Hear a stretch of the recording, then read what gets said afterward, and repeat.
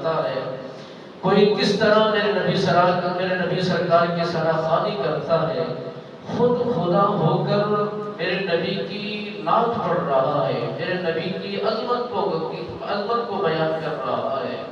اور میرے نبی سرکار کے ہر انداز کا ذکر کر رہا ہے۔ کوئی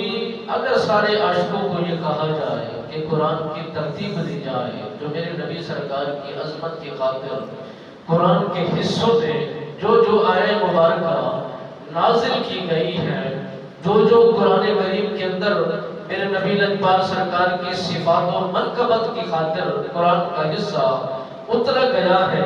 اسے ترتیب دی جائے اور اسے جوڑ دیا جائے، اور سراخوانی مصطفیٰ جو ہے وہ قرآن کا حصہ علیحدہ کر دیا جائے۔ ہر عاشق اپنے عشق کے مطابق، اپنے لذت کے مطابق، اپنے محبت کے انداز کے مطابق، ہر کسی نے، کوئی پڑھے گا لا اقسم بہذا البلد، کوئی کہے گا کہ وما ارسلناک الا رحمۃ للعالمین، کوئی کہے گا ید اللہ فوق ایدیہم، کوئی کہے گا الم نشرح لک صدرک، کوئی کہے گا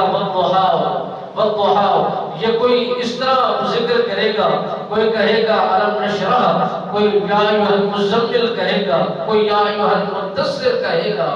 سارا قرآن تو میرے نبی کی عظمت کا گیت گاتا ہے، سارا قرآن تو میری نبی کی عظمت کا پرچار کرتا ہے۔ اگر اسی کے اندر ہمیں بھی حکم دیا جائے اور ہمیں بھی کہا جائے کہ نبی سرکار کی جو عظمت کے انداز ہیں، جو قرآن کے حصے میرے نبی کی عظمت کے گیت گا رہے ہیں، انہی کو ترتیب دی جائے، تو میرا یہ ذہن مانتا ہے، میری طبیعت میں یہ ہے، میرا عشق و جمال یہ کہتا ہے